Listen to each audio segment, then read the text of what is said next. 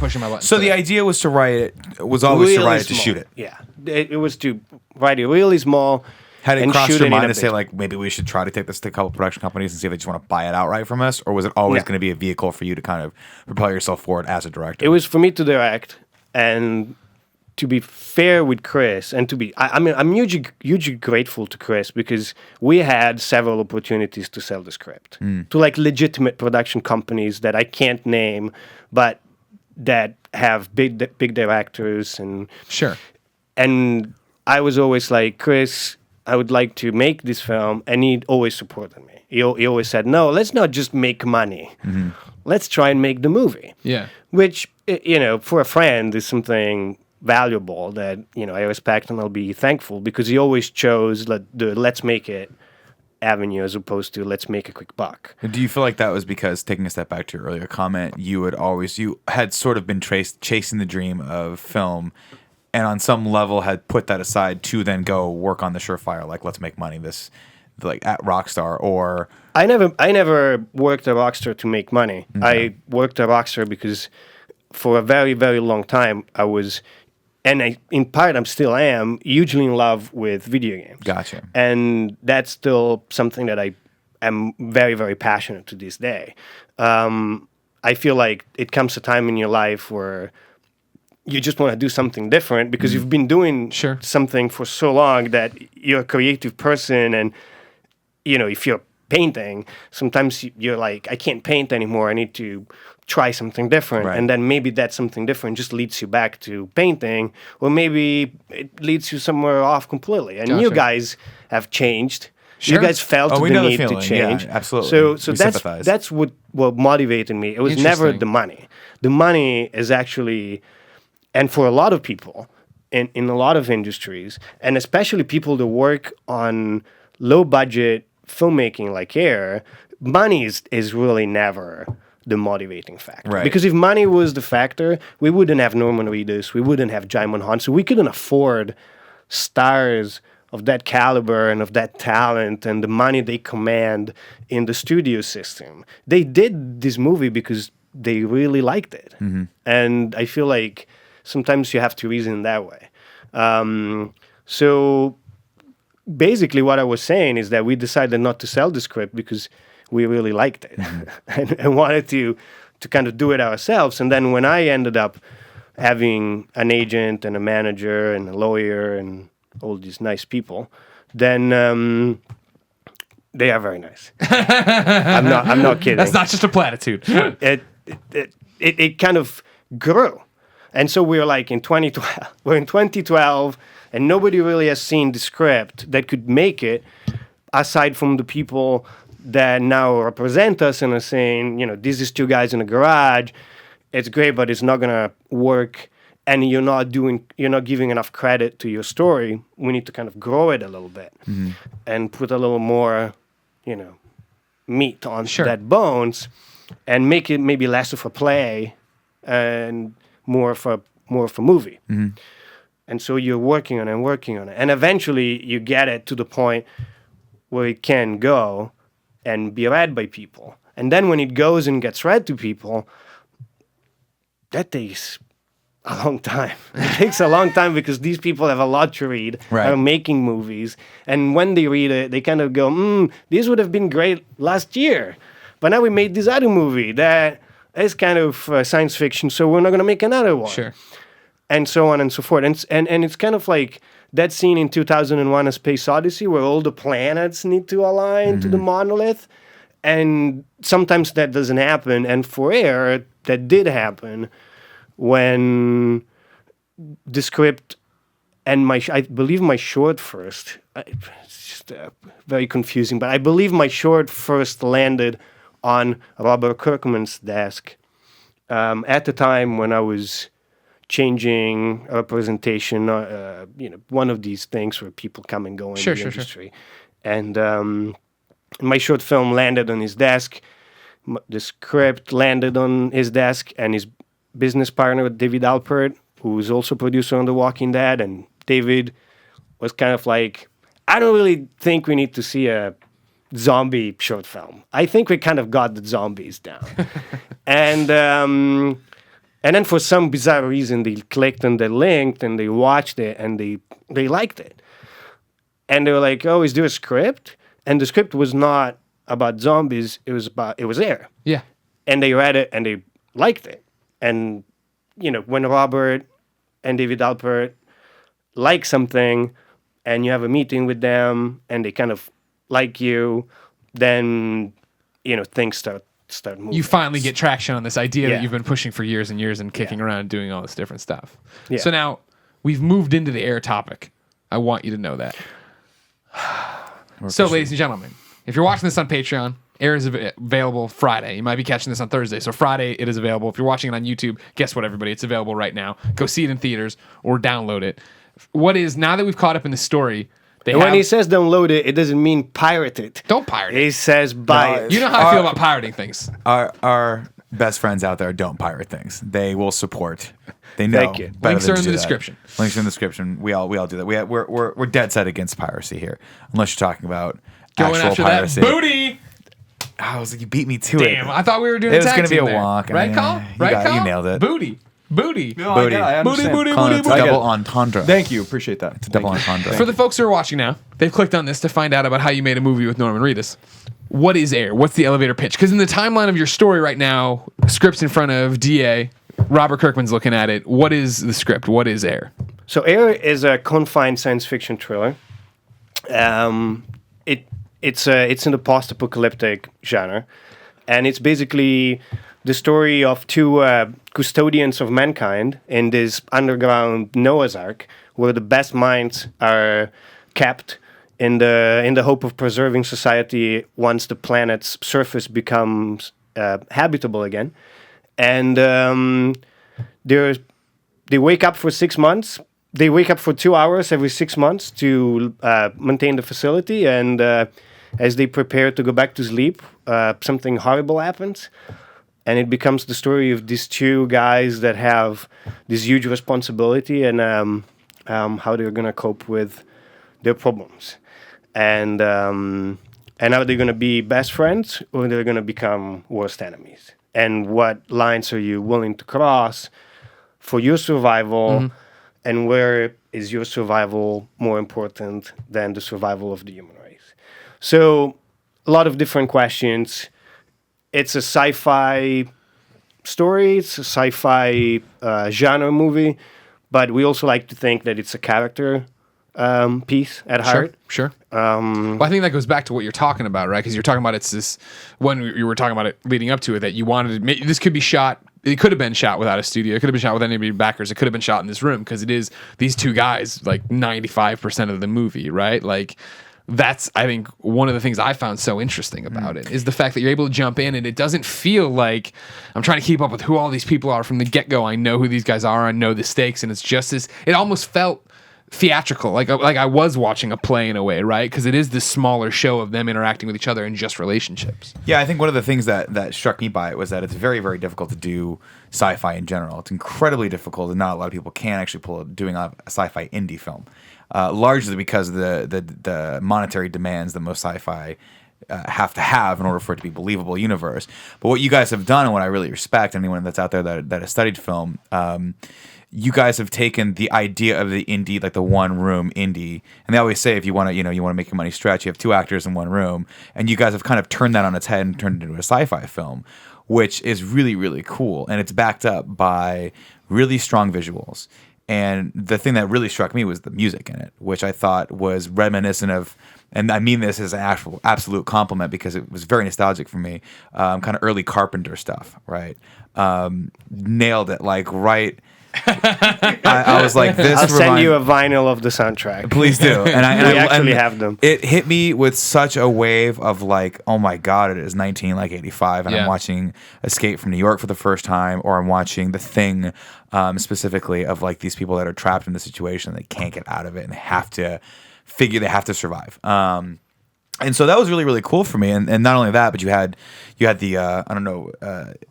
I guess good fortune, and I want to get into how you sort of got Norman and Jaimin on board for this. But you had two great actors involved in it, which, as anyone else will tell you, that's the third element that you pretty much need to to tell a story with two actors is two great actors, or two characters is two great actors. So, Who, first of all, kind of taking a step back, who shot this film for you? The cinematographer is the director of photography is Norm Lee. Okay. And he's a genius cinematographer from Vancouver in Canada. And how did you sort of get associated with him? Is he someone that you knew before? So the way it works in film is that, a lot of filmmakers work with people they know, cinematographers or directors of photography that have worked in the past. And me being a first-time director, that problem is solved because I've done my short films, but this movie needing to be shot in Canada and also kind of having a certain, cachet in terms of like talent involved and everything, it was important to shoot it with a certain aesthetic. And so that became like one of the criteria. I really wanted to work with somebody that could nail that sort of late 70s, early 80s look. The Thing, Alien, Escape from New York, Blade Runner. Those are the gritty, dark movies that I reference when I talk about the film. In a way, our brother in storytelling, Moon, is more like Solaris to 2001: A Space Odyssey, and we are kind of maybe the grittier, darker underbelly of that sort of filmmaking, more like The Thing, more like that sort of stuff.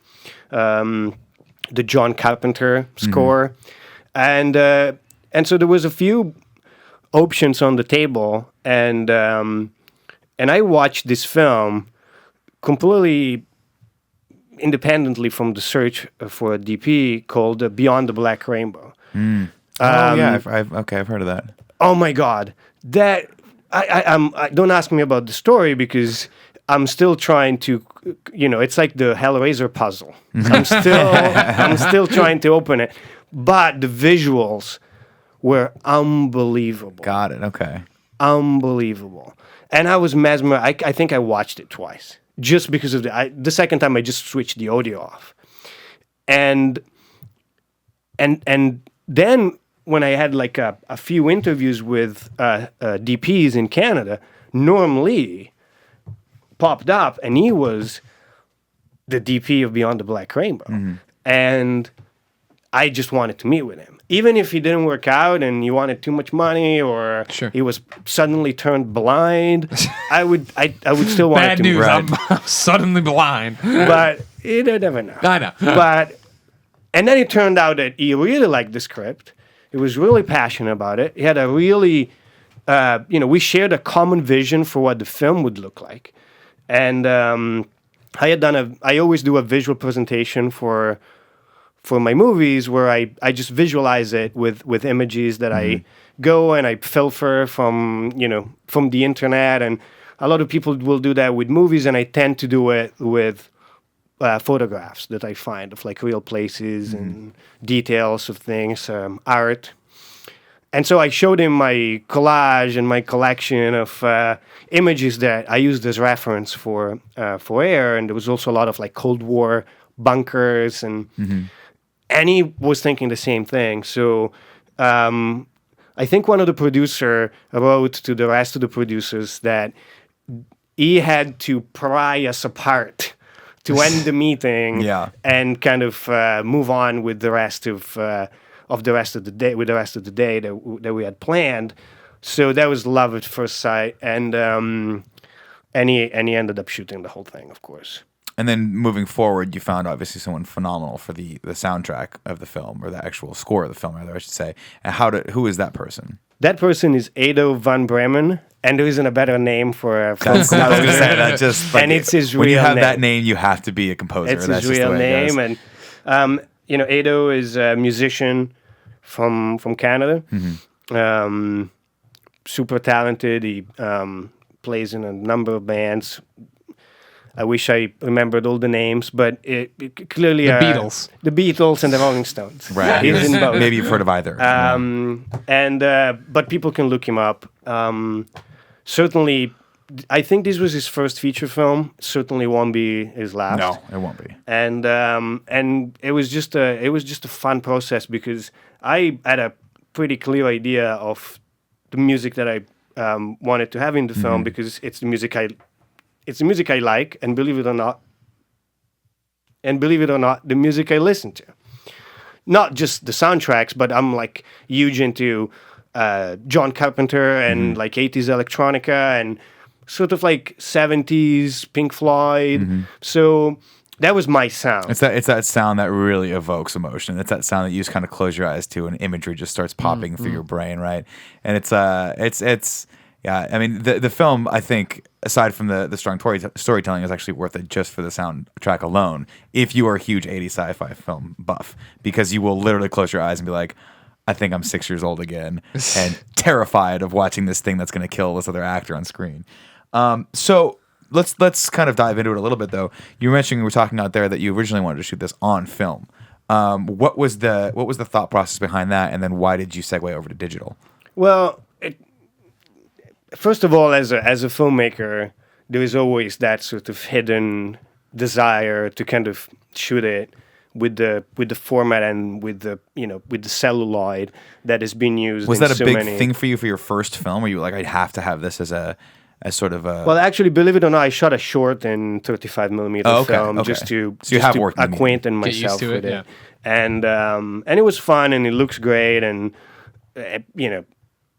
but it was impractical even for the short film.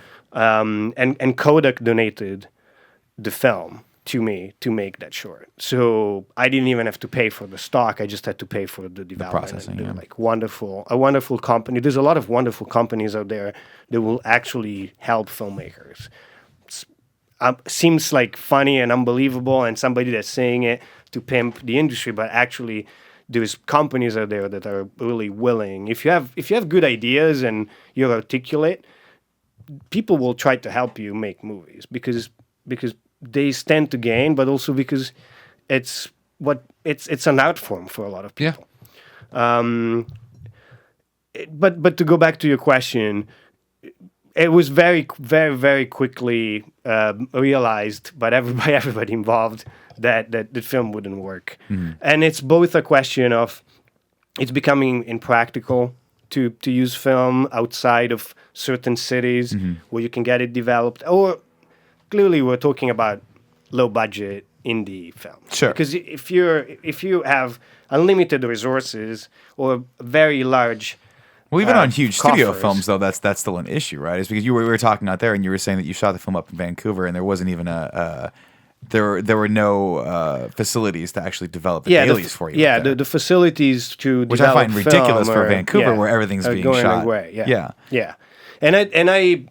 And to be fair, I don't completely remember if the facility, I think it doesn't even exist anymore, or if it did exist, it was basically working for another production, and they could only do one movie. It either doesn't exist or They're it's already very full up. specialty. Yeah. Very specialty. It's so I don't want to mislead our Canadian audience members that then will bombard us with emails saying, "Oh, you can go here and get." My all the dad film." runs a place that develops film. But I remember that there was a logistical impediment to it, as well as a budgetary concern, because clearly your shooting ratio, which is how much you're shooting versus how much you're going to use, becomes much more controlled, as opposed to digital, which gives you shooting ratio flexibility. Right. If you can afford it with the time of the day, you can afford it with the digital cameras. With film, you need to plan for your shooting ratio, otherwise you run out of film. And Right. then Or you have to somebody's switch mags right between an emotional moment. And you're like, well, I just ruined it's this a take. disaster. Yeah. Right. So just for you guys, for your edification. Yeah, thank you. Yeah. Where are the Are you chirons? familiar with film? I've You've heard seen this it term in film history before. books. Yeah. So good. So yeah, I mean, so obviously it's becoming harder and harder to Sure. actually acquire a movie on film. And one of the things that is great about the digital medium is that obviously this is a smaller camera. It doesn't not quite as expensive as Nope, the they Red shot the Epic whole that he movie shot like this. on. But we've been going for an hour and 22 minutes, whereas traditional film magazines would only last about 10 minutes, damn. roughly. And so if you're in the middle of a very long scene, like your opening shot of the film is beautiful. I believe, if I'm not mistaken, it's one long take of Norman Reedus waking up and sort of hacking up a lung because the air mixture that he's been forced to breathe for 6 months has been a little bit on the thin side, thanks to the nuclear holocaust. We follow him, and even that shot, which I can just imagine you must have done more than once, would have been very expensive to do on film. So it's a 4-minute shot. 4 minute, yeah. So it's very cool, and it very much. And it's not unedited 4 minutes. So. No, yeah, I mean what I like about it is it sets the tone for what you're about to see, right? Which is like, we're here. This is where this world is going to exist. This is everything until something makes us happens, go outside of this, and that's very, very well set up. So then, where was the choice? Was it Norm's choice to shoot with the Red Epic? Yeah, ultimately, the choice of camera has to be the DP's choice because it's his tool. Mm-hmm. It was also a conversation, and there's so many good cameras out there these days that you just wanna get something that has the right look and the right feel and the right resolution.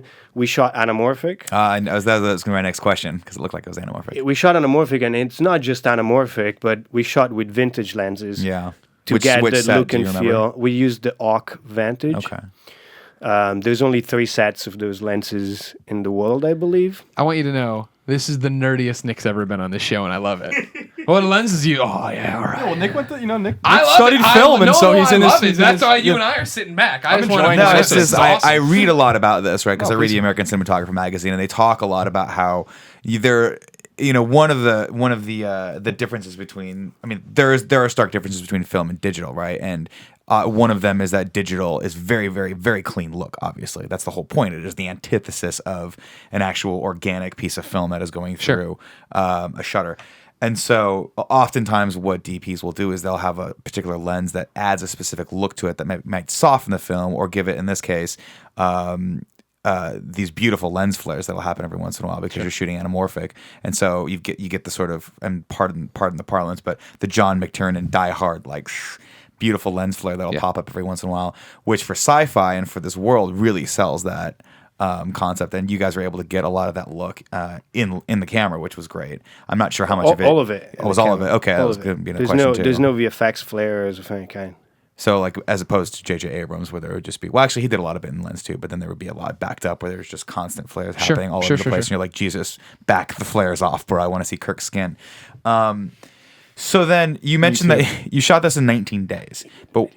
What's that? Hey, no, he did. He has the whole thing about Thor's abs and. Okay. Chris Pine is a beautiful human being. I'm not saying if you're gonna put Chris Pine in a film, okay, don't cover him with lens flares. Is all I'm saying, JJ. Because J.J. Abrams really loves this podcast. I know he's watching. He's His son, now. big Nolan North fan, so I'm sure that comes right over to Colin and Greg. Great. And Perfect. Before, you want to talk about how it was shot? Yeah. I want to get to a specific point. We so far in the original timeline, the script was on Robert and DA's desk. They were like, "We're in. Skybound is going to be your producer on this and do all this stuff for you." The thing we keep jumping, and you said in one of the earlier ones of like, you get Norman, you get Jaimon, you get all these people who are going to work for less money. Does that, like, do they sit you down like, we love your film, we want to work with it, who are you thinking of casting? And you're like, whoever we can get, and they're like, oh well, we'll give you Norman Reedus. Like, how does that work? Yeah, it doesn't work that way. We'll give you Norman Reedus. Kirkman's like, he owes me his career pretty much. Boondock Saints, I know. Well, when he hangs up the phone on him. Well, there's an element of the producers and the agents and all that sort of playing a role, but fundamentally, so we left the story at David Alpert and Robert Kirkman kind of liking the project, and me and Chris Passetta enough to kind of dignify us with a meeting, and then saying that they wanted to be on board. They had notes for the script to kind of make it better, which clearly Robert and David Alpert know a couple of things about story. It was primarily like the third act and little things that we were very happy to writing is Sure. rewriting. And then they brought on board 2 other amazing producers. Brian Kavanaugh Jones, who's the executive producer of the Insidious franchise, Oh, cool. and the producer of Sinister and a lot of other great movies. Is just finished, I believe, Midnight Special. Gotcha.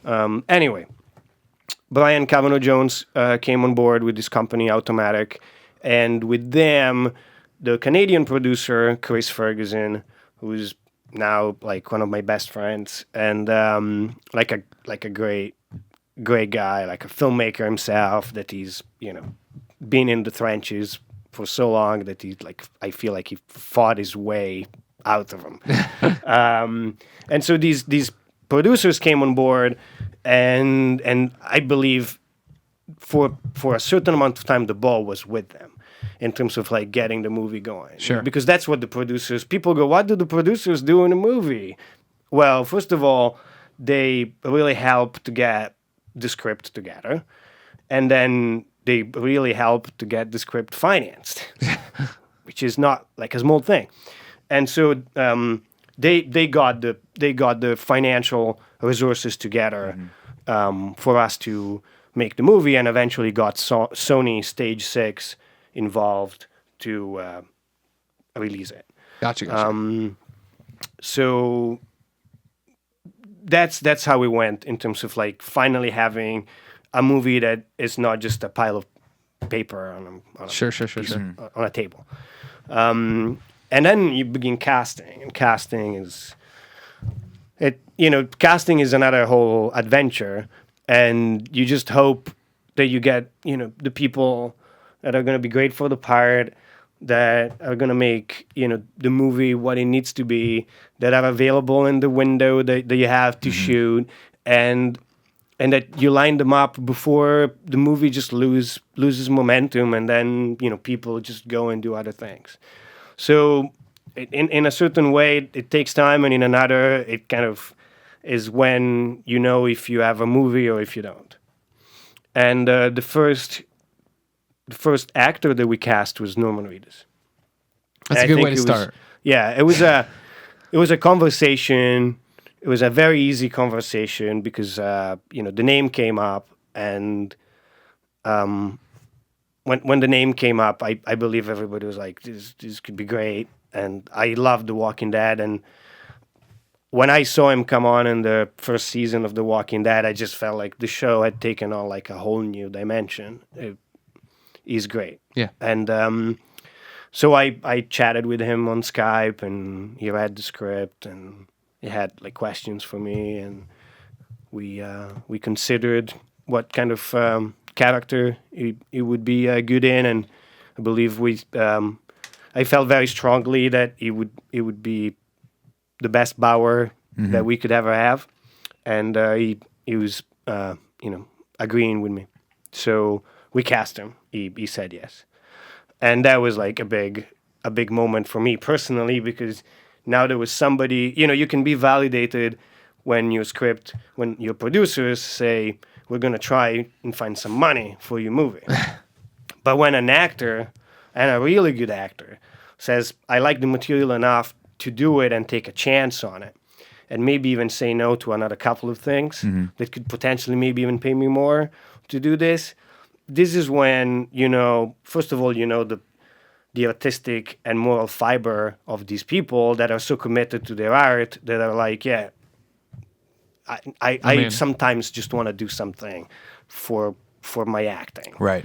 And also it was like great because it gave me confidence and gave the film momentum. And that's what we needed, because then I feel like Norman did the last final push of this snowball up the little cliff, and then the thing just started going down because of a little show called The Walking Dead. And I think I've heard of that. And we had Norman in a window from the end of The Walking Dead to when he needs to shoot The Walking Dead again. So that was when This movie the has movie to happen. needed to happen. Yeah. Right.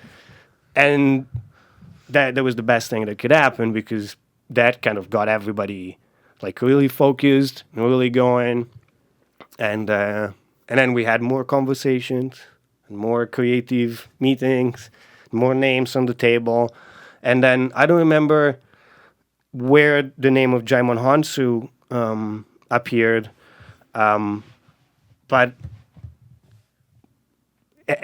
the character wasn't initially written for somebody that has his stature and his sort of like physical presence. And I reread the script and watched the movie, and I cannot imagine the film without Jaimon Hansu in it. He's it's great. He's so good impossible in it. for me to not think of that character and not immediately think of Jaimon Hansu. And that's just how amazing he is. He's so amazing that he has taken a part and he has completely transformed into something that cannot be separated from the movie. Yeah, So he was fascinating casting for the role too, because he does have a great physical presence, and he plays the more timid of the two characters, which I thought was cool. And and as far as Norman Reedus is concerned, he's a very subtle actor, and I've watched The Walking Dead. Greg got me into it. At first, I wasn't. At first, the season, the first few episodes I had watched didn't really vibe with me, but now, realizing what that show is a slow burn. That show is watching these characters really, really, really strong character development and watching them evolve over the span of, an entire season and years. And so when, I read the concept for the film and then saw that Norman Reedus, and I was like, this is going to be cool. This is going to be a fun, like subtle, like character study of what these two human beings are in this situation are going to do. And that's exactly what you've delivered with it. So, was there a moment when you were like, after you cast both of them, and you were like, "Fuck yeah!" Like this is gonna be kind of dope. Unfortunately, I was not there psychologically at the time. Psychologically, I was more like keep going. Yeah. Yeah, I was more like curved into a ball, trying to not be terrified by the fact that all this was happening, and all of a sudden you're responsible for the money that is given to you to make this film. These actors, I'm not going to say these actors' careers, because I don't think I could have put them naked in front of the camera and it would have done nothing to their careers. Spoilers, there is one scene where they're naked. No, I'm joking. Other than, they would have been amazing even in the direst of circumstances, but I feel like there is a sense of responsibility that comes with all of a sudden making a movie. And also the fact that we had very limited amount of time to prep it and shoot it, and very limited money to do it. That were kind of like my concerns. Also, I was, as ridiculous as it sounds, I was coming from a world of entertainment, and video games are part of that world of entertainment where budget was never a concern. I was coming off the performance capture shoot for Shadow of Mordor, which I directed all the cinematics for. So I worked with like Troy Baker and Nolan North and some of Never your heard of favorite. Yeah. So you've worked with huge egos before. They'll deny that I ever existed. So I was coming off very different sort of like dollar figure situations. Sure. And so I also felt sort of like the need to kind of reconfigure some of my thinking in terms of, okay, this has to happen in a matter of minutes, not in a matter of hours. Sure. Right. And then I imagine that's just added pressure on top of your shoulders of something. All those constraints really do create the perfect pressure cooker for especially a first-time director to exist in. Well, but you need pressure. Sometimes you need pressure. They say that you need pressure to make diamonds, and I don't want people to think that this movie is a diamond because it's really rough around a lot of the edges. It's a diamond in the rough. But pressure is certainly. Good job, Greg. And you got to reward him for the good stuff and the bad stuff too. That's how we do it. That was a here. good thing, though, right? That was all right. All right, good. Yeah. How'd you know that shoulder was hurting? Good job. Because that's where you keep all your attention. I tell you what, Colin, he's got the magic fingers. I know. Colin knows. We've been in a room alone together. Colin has been very quiet for a very long time. We need to have him. I just like listening. Colin and is you guys keep interrupting. An active listener. No, we're adding to the conversation. Actually, Colin, we're adding to the conversation. We're keeping the flow of the conversation. I like listening to his stories, and I especially like listening to stories of things I don't really understand. So I am an active listener. Yeah. I'm just enjoying it.